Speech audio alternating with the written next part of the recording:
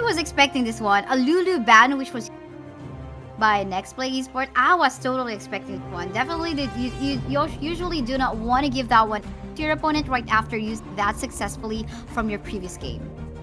Yeah, the thing is also when you ban away Lulu, you're basically like soft banning away Kai'Sa Jinx in a way because like those are like the most viable characters with the Lulu.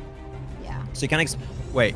I asked for Soraka to play. No, come on, you can't tease me like that. I wanted a Soraka. Give it to me next play, please. Do you play that?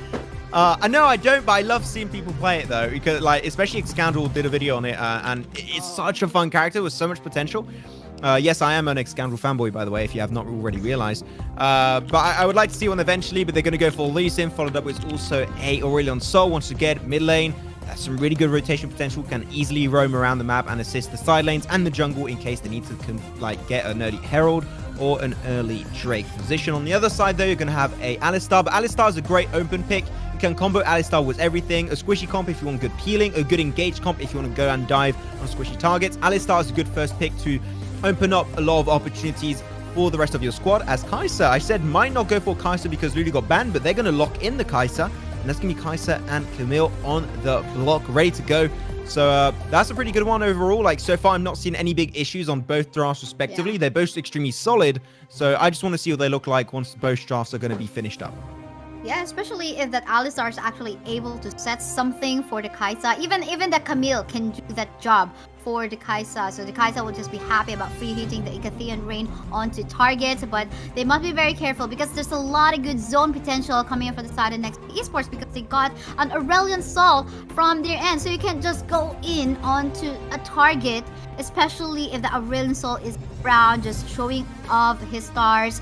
And at the same time, look at that. Ajana is actually being shown here and being locked in here by Nexplay Esports. They really want to shove away that Kai'Sa and potentially diving onto the back line by making this Janna available on the draft of Nexplay Esports.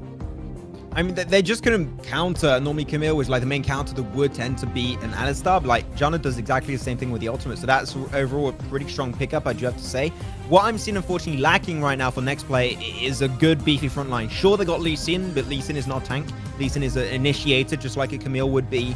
So I want to see some extra tankiness, or otherwise they're going to have to be relying in heavily around their peeling. Sure, they got some peeling, but it won't last that much, especially when you have a Camille that can easily dive you, and with an Alistar also. So looking on the other side, they want something to dive, and as I said, they want something to dive. Vi does exactly that. This is actually one of the scenarios where I think the Vi is the perfect pickup with the kind of team that's ready to follow up on your engaged. Corki too, you're going to add some good poke into the list, followed up with also that Kai'Sa. But I don't know what you think of Kai'Sa, but I personally believe that here, Vi fits perfectly in the type of enemy composition Nexplay decided to adapt to. But I think what I want to take notice is what Nexplay Esports just locked in the Baron lane. A Fiora gonna go for a matchup up against that Camille. I think we've seen this from yesterday, you know? The matchup between these two ladies on the top side. Well, Lady Brawl. So on the top side, on the Baron side. So we just see how this will go because potentially we can see that the Nexplay Esports lineup is not really built to really go for a 5-man engage or 5-man. Like they want to go for a similar strategy they have done in a previous game. Not really going to go for a 2-man split push, but instead they're going to be letting that Fiora do that work, while at the same time the rest of the gang on the side of Nexplay Esports will just be zoning out, creating space for that Misfortune go for a free hit. But I'm still not discounting on what Chakaimook can do basing on their draft, because again, they are team fight reliant. If they actually find an opening to do that, maybe even actually going for bully play up against the Fiora, then that's gonna be their win condition. They just have to capitalize on that one and just keep on doing that kind of play. So let's see, both of the teams got a win condition in this game. It's just a matter of how are they going to be stopping their opponent in securing their win condition. But yeah, that's about it. How about Maxman? What do you think about the drafts of these two teams? Well, I'm happy because you got Luna Beast, Alistar. So I like that's the a win. Sword Fiora too. Those are like they got some really good skins in the new event. I do have to agree, but like especially that skin of Alistar is looking damn sexy. But if we're talking about gameplay itself, I know about skins and cosmetics because I'm a child and I like shiny things. I'm looking at like two drafts that are really solid on both sides. But I said it, the dive potential of Chakaimook is just so damn strong that I think that purely based on a draft they could have the edge. But like the Jana especially is going to be the character that I'm going to be looking out for. Disaster. If he's able to counteract both the Camille and also the Alistar alone and counteract the entire dive potential with a good placed and well-timed ultimate, I think that can really turn the tides in favor of Nexplay. So I think at the end of the day is going to be mainly down to skill, whichever team executes their comp best. But I think that purely in terms of comp, I think that Chakaimook could have more of an edge if they do get in a similar position compared to the side of Nexplay, because their dive, especially that follow-up dive from the side of Vi, is going to be just that much more reliable for the rest of the team. Yes, that is so true. For the meantime, no invades has happened, as we can see in the map. Everyone's just want to cool down. But in the middle lane, look at what Chule is actually able to do up against Archetti, forcing him to make use make use of the honey fruit early on, and potentially might be just a little bit pressure. I mean, knowing that the Corki is actually getting pressured in the middle lane, and then in case team fights or ganks might need to happen, then we know that for sure this Aurelion Soul can help out in whatever invades they want to go for. But for the meantime, we can see that seemingly this Lee Sin got an information that Vi is already in the blue buff, and we're not going to be seeing any far. But instead on the top side though, we can see again the matchup between these two. We talked about it already. From yesterday, we see some matches that showed to us that, okay, this is a Fiora getting definitely an advantage up against Camille. I mean, Fiora is just dominating that one so far. She's going to try and crash the wave under towers to try and deny some CS away from the Camille, which she is going to be losing a little bit at the end of the day. We're talking like purely in terms of gold here, you're going to have yourself the Fiora that's standing so far with 1.7k, and on the other side, Camille is like up to 1.3k, but then there's going to be a jungle invade onto the Vi, and she is going to get locked down. Yes, Shiba, what can he do? He has to take in a lot of damage and starts connecting onto the Vi. The very own jungler of Team Chakaimook already falling down this early on, and that's not gonna look good for them. But fortunately enough though, the duo laners on the side of Chakaimook are actually doing good, and so far putting a lot of pressure up against that Ooze. But then again, I mean, man, he's safe. I mean, you are not able to take down any turrets. There's no ganks that is about to happen in there, but instead, your jungler actually has fallen down onto the top side part of the map, or your jungle top side part of the map. Let's see how this will go. Seems like there's another plan to actually go for a gank. Everyone's just diving under the turret right now. Seems target is gonna fall down. Hextech's ultimatum has been popped in by the Camille. As of the moment, Chuli has made use of his ultimate as well, and double kill going on to the Vine. They're not even because they want to get a kill, a triple kill potentially up against a Ryzen. Well, that wasn't secured for the Vi, but then again, that was a kill secure for the team. Yep, nicely done overall. Good rotations coming on through from Chakaimook. They will be able to pick up a few extra frags along the way, up to so far a 3-1 kill lead, with a gold lead of just about 1,000, just shy of 1,000 actually, in 3 minutes and 20 seconds, which is pretty dandy, but nothing to be scared of if you are indeed on the side of Nexplay. Drake is the first one is going to be an Infernal Drake, which is great if you can pick it up. Even though the Infernal Drake does not have great early game impact, the later on you get into the game, that is when the Infernal Drake really starts to pull its way into the action.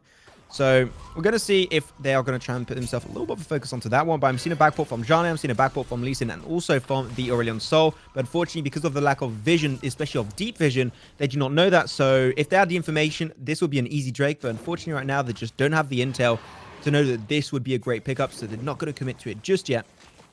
As now, they're still going to make their way back over there. And the fight might be happening next to the Dragon Pit. Yes, but the early content, well, that Cutler was secured by Team Chakaimook, but seems like they're gonna go for a reset. They're gonna be leaving these off this area of this time. Seems like, okay, the humans has been picked up by the Vi already, getting prepared before a team fight happens in this Dragon Pit. By the way, just butt in if in case I suddenly caught up the cast, because I'm not sure what is happening in the internet in the Philippines as of the moment. So yeah, this is now a well contested Dragon Pit by Team Chakaimook. Let's see how Nexplay Esports is potentially going to be answering that one. No answer just yet. Oh, looks like they're going to go on to the back line. Ultimatum did connect, but unfortunately they have to transition onto somewhere else. Bullet time has been committed as well. Gonna be taking a lot of HP bars up against Chakaimook. Arisen trying to target Xenia in here, but then again, Chuli will just secure the double kill for them. Chakaimook members, they are scattered. They are scattered on that team fight. They got an upper advantage in securing the dragon, but then again, seems like they do not know, or they are not really sure on what they want to do. Are we gonna turn, or are we just gonna focus on the dragon? I think they should have turned instead. I mean, that was 3 kills a while ago up top for the side of CKM, but I mean, they suddenly just did not capitalize on that one and just allowed Nexplay Esports to go back for a play. Yeah, but at the end, what we can keep from that fight is a few frags coming on through. 4-4 so far in terms of pure fragging power, but the Infernal Drake was indeed picked up by Chakaimook, as though they're also going to try and pick up not only the Infernal Drake, but also the Fiora, apparently. Oh man, they're not yet done with team fights in here to take down the Alistar from the side of CKM. And here we go with a lot of damage coming up from the Aurelion Soul as well. Icathian Rain's not going to do anything as well in here. For the side of Team Chakaimook, a 4-man wipeout, and them gonna go for the Rift Herald take plus a turret take. And that was the first turret. Unfortunately for JK, he wasn't able to go for an early secure of the first turret for Chakaimook. Right, next play, going to get the Herald picked up by Lee Sin. So now, once again, they did it in very similar fashion where they decided to go for turret dive with the Herald. So that's a good way to enable it. Also, they're going to go for the backstab onto the Aurelion Soul. Going to be caught up as the bullet time comes on through. But that is going to be the end, unfortunately, of Aurelion Soul as he gets chased on down. And that's going to be an extra frag coming on through, going the way of Chakaimook. But they're looking for more. They're looking for the Fiora down in the bottom lane. Yeah, I mean, Fiora, he was just having a good time having a 1v against Camille, but unfortunately Camille is able to take advantage of the turret that's still available down bottom part of the map, as well. Ponifrita was there, and unfortunately for him, he got caught off guard, or he got sandwiched by the Alistar and the rest of the gang in here on the side of CKM. So let's see what's gonna happen next though. Everyone's just going for the fight whenever they see each other. They want to bully each other this time, but the Corki a lot of damage, as well as the Janna on the side of Team Nexplay Esports. Could this be the potential comeback, because they got an opportunity to even go kick down on the turret in the middle lane of Nexplay, but no, they're just gonna fall back and just go for a reset. Anyway, a lot of them are actually on low HP as of the moment.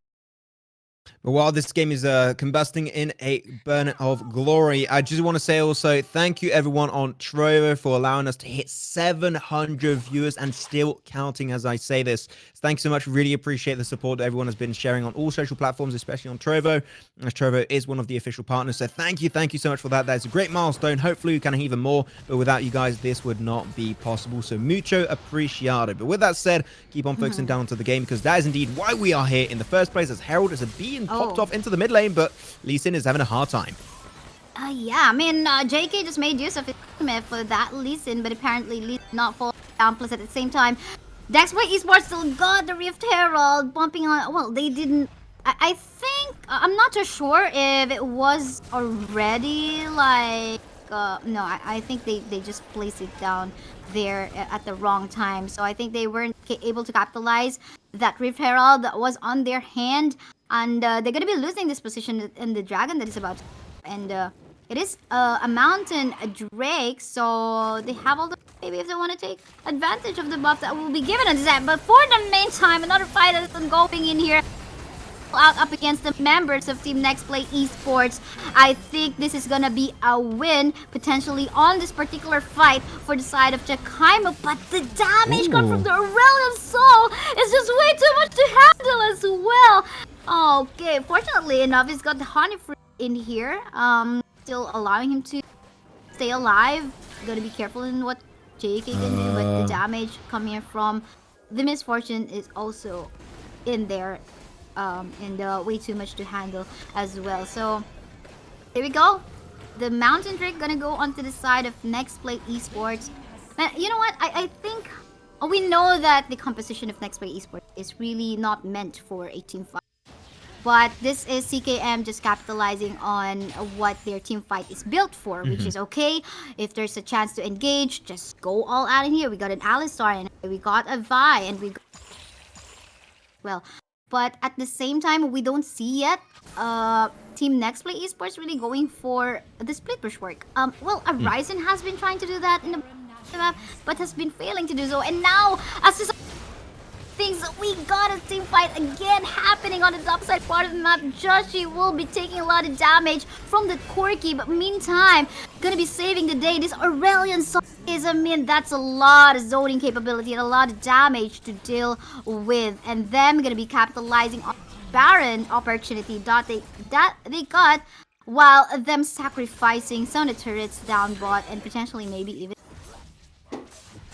Man, we've been having some fights left, right, and center. Unending action, which is what I live for. But though, they're going for Baron, but they losing one turret mid, potentially even losing 2 plays, and only 1 play will be lost. But here it is, Aurelion Sol going to go for the rotation, trying to catch out also this guys midway. She will be able to flash away to safety, but unfortunately, I don't think I can say the same about this Camille, as she is seeming to be locked down in place and potentially taken down. But she is very slippery, but Lee Sin, he's chasing it down for the frag.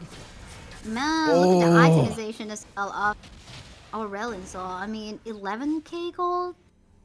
That's like just half of what the Alistar has as well. So they gotta be careful on whenever they try to decide to go on a fight. We know that, okay, Chakaimook is built to go for a fight, but then again, if there's Julie, and he just actually picked up that death cap, so he's gonna be a lot scary. He was scarier, or he's looking scary already a while ago, and he's even looking scarier with a lot of damage, and he's got this, he got the stasis enchant as well, so you gotta be careful on that one. But for the meantime, on the bot side part of the map, are they really gonna be going all in this one? Joshi going slow, but the backup, a flag coming from the side, stunning some members from the side of Team Chakaimook, plus the bullet time coming from Miss as well. Gonna be taking down that Camille, who has been greedy, trying to target a member from the side of Nexplay Esports. Not gonna do anything, and I think they might be able to take a turret or 2 in this game, given the fact that they almost wipe out members of KM.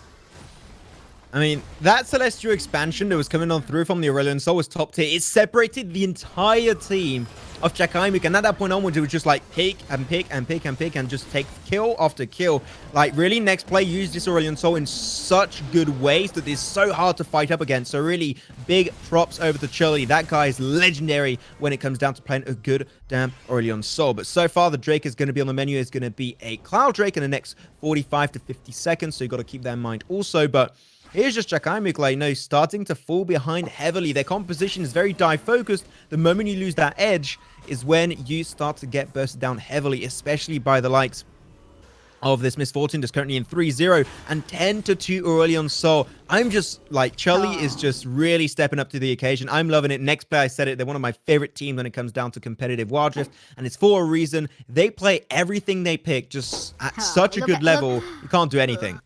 Look at the stars coming out from that Aurelion. It's just so massive already. Damage. I mean, it's not just the Aurelion Sol champion itself, but how Truly himself is actually flanking and getting that opportunity. But for the meantime, talking about some opportunity in here, we can see the Hexx ultimatum committed onto the Janna, but I don't think he's gonna be making plans as he dies onto the hands of the members of Nexplay Esports. And again, one by one, the members of Nexplay Esports, whoa, gotta go for that killer instinct to secure 1 kill, but I don't think it's gonna do anything. Yes, Truly died, but in the end, this is gonna be a wiped out CKM, wiped out Chakaimook in the end. And I think this is gonna be sometime soon. Lee Sin? You good, Lee Sin? Hello? Okay. But no, they're going to have the manpower anyways. The wave is going to be okay. Yeah. And that is going to be game. GG, well played. Will be taken over by Nexplay 2-0 in this BF5 series. 1 more win and they shall make it into the finals to face off against none other than Amiga Esports themselves. But I don't know, like 14-minute win. Like they're just clapping the competition. They're just like, get out of my face. We want to go straight to the finals. $2,000 US in a prize pool. Thank you very much. That is mine.